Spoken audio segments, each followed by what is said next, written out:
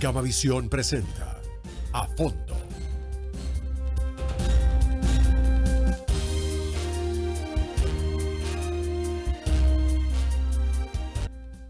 El Consejo Nacional Electoral puso en marcha el proceso electoral para el referéndum y consulta popular 2025. Tras varios análisis de la Corte Constitucional, ya son 4 las preguntas planteadas por el presidente de la República, Daniel Noboa. Está con nosotros Andrés Castillo, asambleísta de ADN. Muy buenos días y bienvenido. Hola, Yesenia, buenos días. Gracias por la invitación. Un saludo a la audiencia. ¿Cómo mira ir a una consulta popular y a un referéndum este año? Cuando vivimos en un país en donde cada decisión que toma el gobierno tiene que estar sujeta de interpretación de alguien, quiere decir que ya se rompió el Estado de Derecho. Porque el Estado de Derecho tiene como característica fundamental el imperio de la ley. Es decir, cuando se toma una decisión legítimamente actuada por autoridad competente, esta tiene que entrar en vigencia sin más restricciones que la que te contempla la Constitución.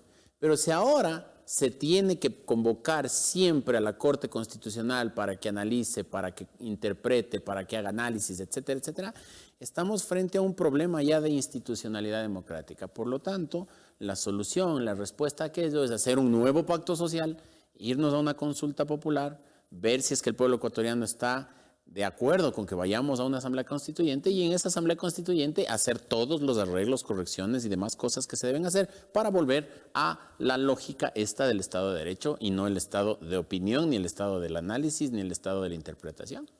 Y vamos justamente a analizar cada una de las preguntas. Empecemos por la de la asamblea constituyente. ¿Por qué es importante y es clave ir a una asamblea constituyente? Por lo mismo que decía en la respuesta anterior, y a eso yo le tengo que añadir al menos dos ¿Y qué cosas. se podría topar? Lo más importante. Dos cosas fundamentales. El tema orgánico del Estado, es decir, el funcionamiento mismo del Estado, porque tenemos un sistema hiperpresidencial, en donde, por ejemplo, el Consejo de Participación Ciudadana, si bien es cierto, no es toda la función de transparencia y control social, es la parte más importante, porque ahí es donde se nombran los organismos de control, el fiscal, el contralor, los superintendentes, en fin, todas las autoridades de control están nombradas por el Consejo de Participación Ciudadana. ¿Qué tenemos como consecuencia de aquello? Lo que estamos viviendo ahora. Por ejemplo, en la Fiscalía salió la señora fiscal Diana Salazar haciéndose una prórroga de unos cuantos meses porque ya tenía que haber salido en el mes de abril. Pero lastimosamente el Consejo de Participación Ciudadana no ha hecho el concurso para poner su reemplazo. Vino el fiscal Toainga tampoco concluye su periodo. Viene un tercer fiscal. ¿Hasta cuándo esto? ¿Hasta que al Consejo de Participación Ciudadana le dé la gana de hacerlo? Pues bueno, hay que buscar entonces otros mecanismos más eficientes porque así ha sido con el Consejo Nacional Electoral, así ha sido con los contralores, así ha sido con el fiscal, así ha sido con todas las autoridades de control, han tenido algún problema siempre. Entonces ahí la institución es la que tiene el problema. Pero Yesenia, usted ha hecho política también y sabe y entiende que nosotros los políticos, si es que queremos hacer las cosas distintas, tenemos que preocuparnos no solamente de los problemas de los políticos, hay que preocuparse de los problemas de la gente. Y uno de los principales problemas que tenemos ahora mismo es la administración de justicia. Y no tanto de cómo está compuesto el Consejo de la Judicatura o cómo se forma la mayoría o cosas por el estilo, porque eso es absolutamente secundario para la gente. A la gente lo que le importa, por ejemplo, es que si es que le asaltan en la calle, el delincuente vaya preso.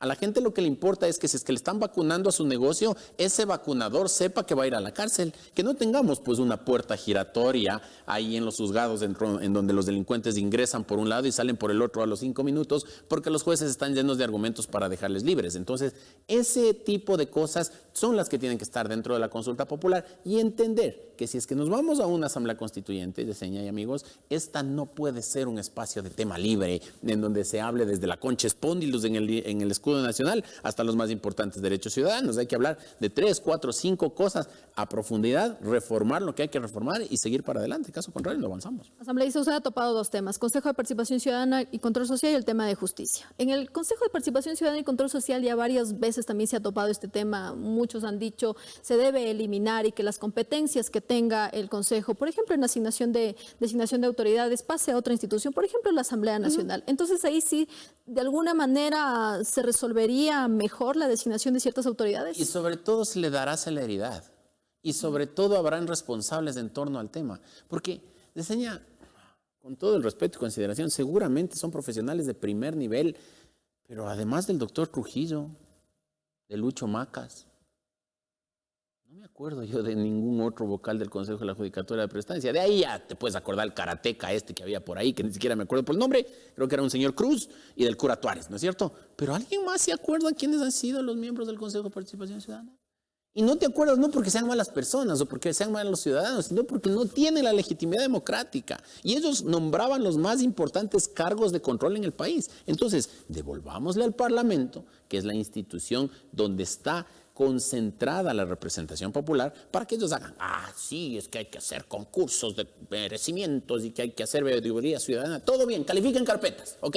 Califiquen carpetas y digan, ¿saben qué? Aquí hay 5, 6, 10, 20 carpetas importantes de gente con prestancia, con calificaciones, con credenciales, para que pueda ocupar ese cargo y ustedes en el Parlamento nombren. Está bien, ahí hacemos un sistema mixto. Estoy exagerando en cuanto al número de carpetas, ¿verdad? Pero lo que pasa ahora, de que no le nombran, de que alargan los tiempos hasta ver si es que la persona que va a ser nombrada dentro de la institución a la que están nombrando a la primera autoridad ya les ofrece los cargos de director de talento humano, de director administrativo, cualquier cosa, para nombrarle a ese, eso no puede seguir pasando. No podemos tener un Estado postrado con un montón de instituciones que están prorrogadas. Y usted topó el otro tema, el tema de justicia. Por ejemplo, ahí, ¿qué se podría priorizar? Por temas de seguridad. Y usted lo ha manifestado muy bien, de la gente que necesita todos los días, y todos estamos pendientes además de temas de seguridad.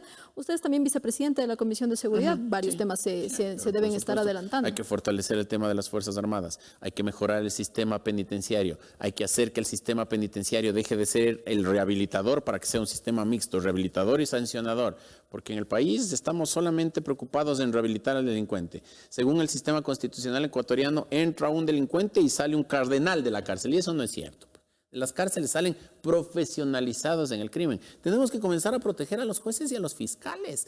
Yesenia, no puede ser, y yo esto le cuento como un caso personal, como abogado en libre ejercicio que fui hasta el mes de mayo, cuando fui electo asambleísta.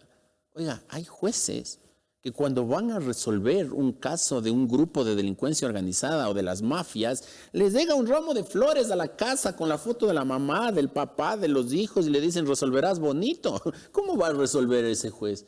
Evidentemente con miedo, pues le va a dar la razón al delincuente. Entonces debemos entrar a la discusión, por ejemplo, de que en el Ecuador tengamos jueces sin rostro, fiscales sin rostro, policías que hacen los levantamientos de informes sin rostro. Caso contrario, les matan. Entonces, de esa manera, por ejemplo, en el Perú pudieron enfrentar al Sendero Luminoso. En Italia pudieron enfrentar a la Camorra y a la Cosa Nostra. En Colombia pudieron enfrentar a las FARC y pudieron sancionarles, inclusive poniéndoles penas de cadena perpetua, sin miedo de ser asesinados los jueces. Aquí todo mundo conoce al juez, todo mundo conoce al fiscal, todo mundo conoce al policía, todo mundo conoce a la víctima y al delincuente. Ustedes, los medios de comunicación, tienen que cubrirle la cara porque pobrecito hay que respetarle los derechos humanos. No podemos seguir en el Ecuador del al revés. Ahora, para que todo esto pues, se pueda plasmar en una nueva constitución, la Asamblea Constituyente tiene que de alguna manera poner estas prioridades. La próxima Asamblea Constituyente, ¿usted considera que podría tratar todos estos temas? ¿Cómo estaría configurada una nueva Asamblea Constituyente para dar paso a esto, ¿no? Los asambleístas de seña, tanto ordinarios que ojalá se vuelvan a llamar diputados, porque esto de la asamblea es un cuento del correísmo y del chavismo y de la Constitución de Venezuela.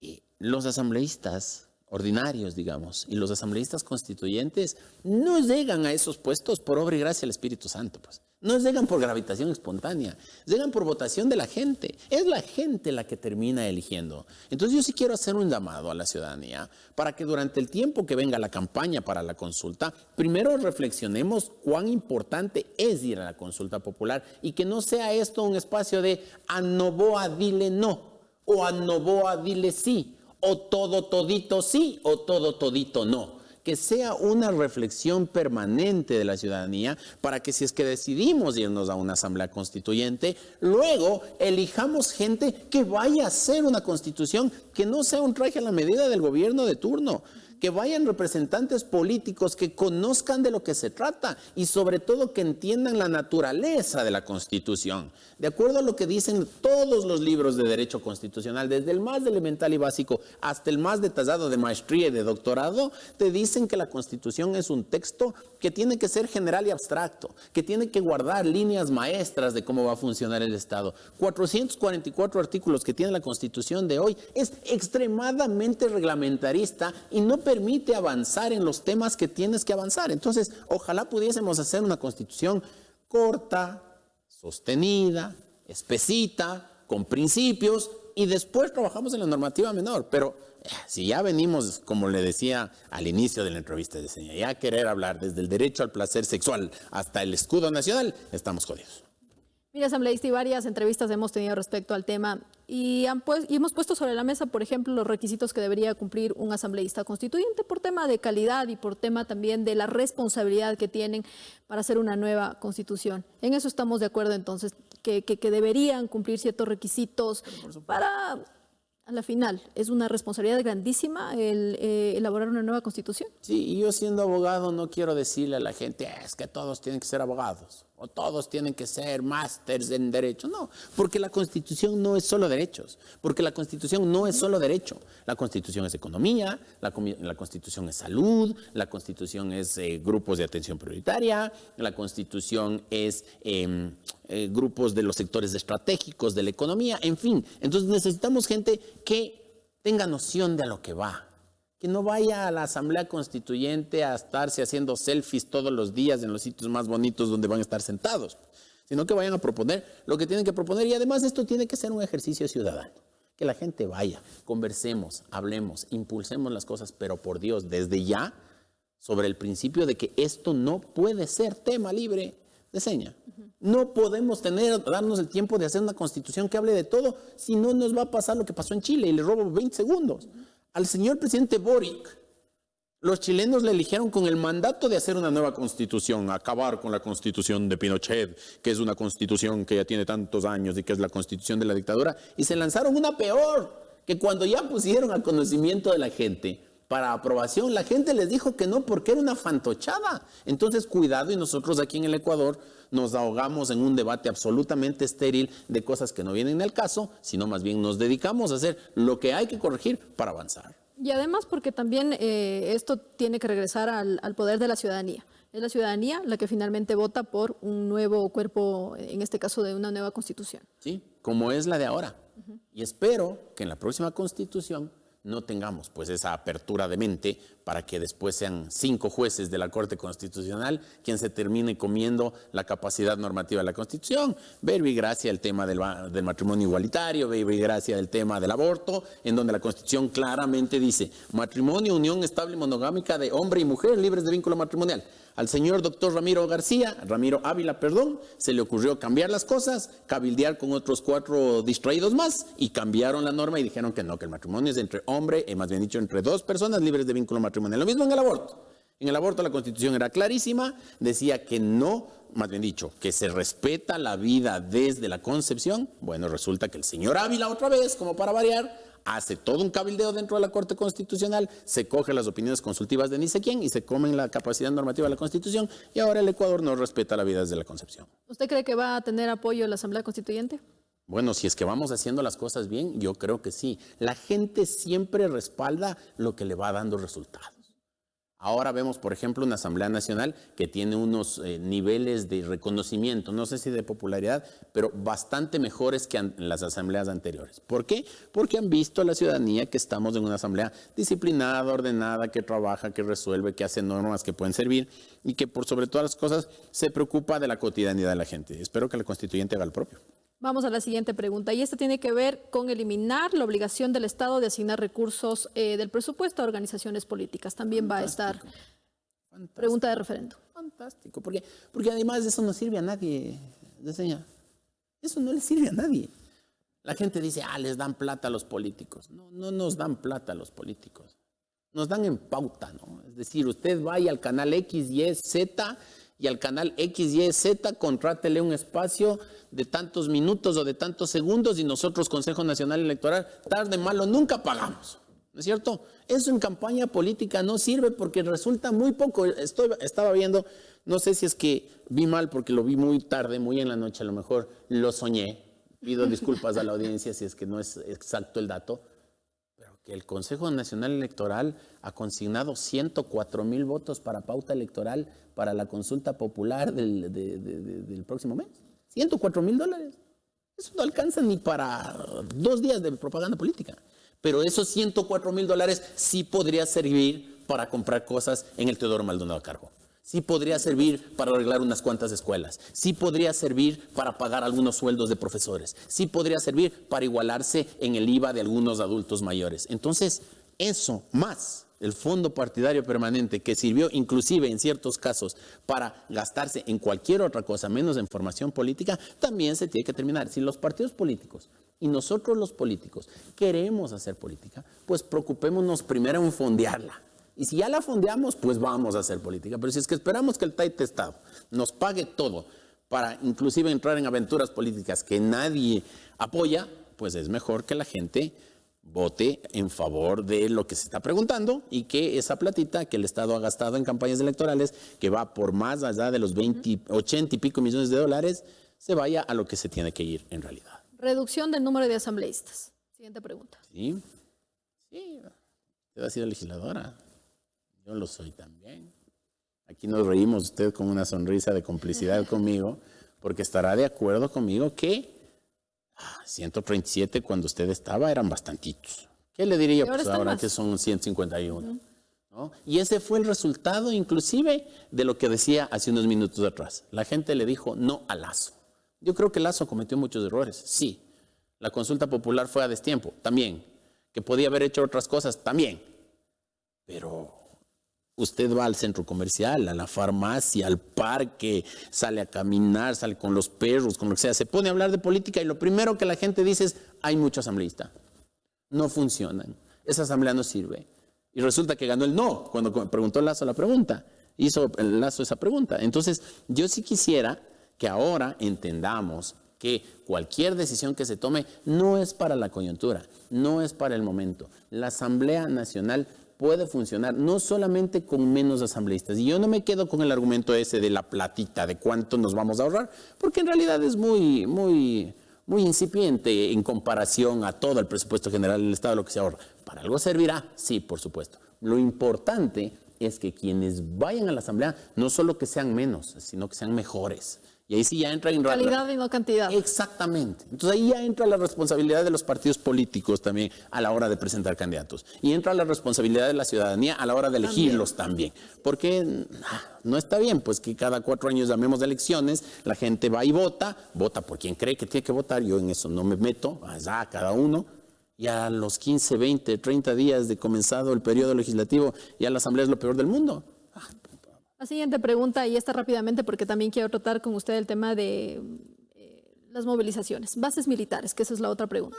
Eso es parte de todo un engranaje, ya lo hemos conversado, creo que en este sede inclusive, si es que se quiere atacar a la delincuencia y al crimen organizado y al crimen transnacional, debe darse una serie de pasos que garanticen aquello. Bases militares, mejoramiento del sistema penal, incremento de penas, mejoramiento de procedimientos, el sistema penitenciario, fortalecimiento de la policía, fortalecimiento de las Fuerzas Armadas. Entonces, todos esos pasos pequeñitos que si es que se los da solos, nunca faltan los de la izquierda que dicen, es que eso no alcanza, no es suficiente, con eso no se resuelve nada. Por supuesto que no se resuelve nada con solo una medida. Hay que tomar varias, concatenadas, entrelazadas unas con otras. Entre eso las bases militares. Y las bases militares, más allá de quién es el país que va a venir, es importante eliminar la prohibición, porque ahora está expresamente prohibido, sea la base militar de los Estados Unidos, o sea la base militar de la China, o sea de Ucrania, o sea de Rusia, o sea del Vaticano, no se puede poner una base en el Ecuador y eso es un problema para poder combatir el crimen organizado. Vamos al tema de las movilizaciones y el momento que estamos viviendo también como país. ¿Cómo considera usted que se podría entrar tal vez a un diálogo? ¿Es posible hacerlo con el objetivo justamente de topar ciertos puntos complejos que piden de alguna manera varios sectores indígenas del país? La mano siempre abierta, la voluntad de hablar también. No puede ser de otra manera, así se solucionan los problemas. Pero también tenemos que entender que ya hubo conversaciones en torno al tema de seña y usted se acordará.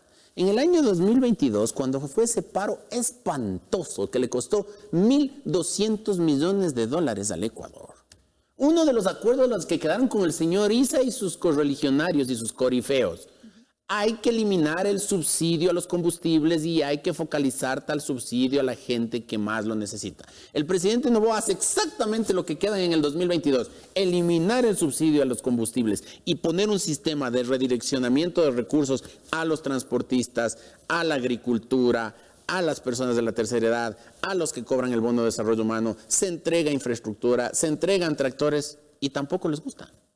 Y ahora la pregunta es, no la pregunta, la imposición que quieren tener es, ahora baje el IVA y ahora devuélvame a los detenidos y ahora nuevamente revisemos lo de los subsidios. Es decir, avancemos desde lo que ya acordamos, pues, pero si es que vuelve todo a cero, no va a haber diálogo que avance, ni tengo la sensación que ciertos líderes indígenas se están convirtiendo en un barril sin fondo.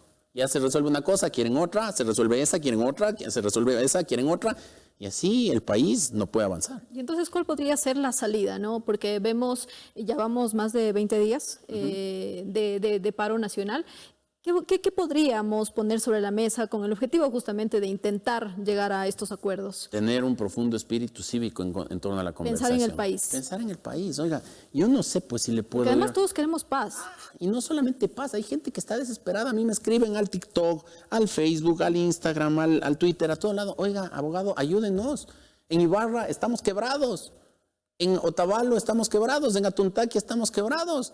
No podemos trabajar porque vienen y nos bajan la Lanford. Entonces, bueno, ya quedó demostrado que en la ciudad de Quito no hubo cómo hacer eso, pues yo estoy convencido que el presidente Noboa, el Ministerio del Interior, el Ministerio de Defensa, las Fuerzas Armadas, la Policía Nacional, actuarán como tienen que actuar para restablecer el orden en Imbabura, como lo mantuvieron en Quito. Y yo para eso quiero utilizar este espacio 10 segundos para agradecer a las Fuerzas Armadas, a la Policía Nacional, por el esfuerzo que han hecho, por la dedicación que le han dado a Quito y porque no han permitido que una vez más Quito sea el teatro de los incendios de la dirigencia indígena que ahora está al frente de la CONAIE. Finalizamos la entrevista. Gracias. Gracias.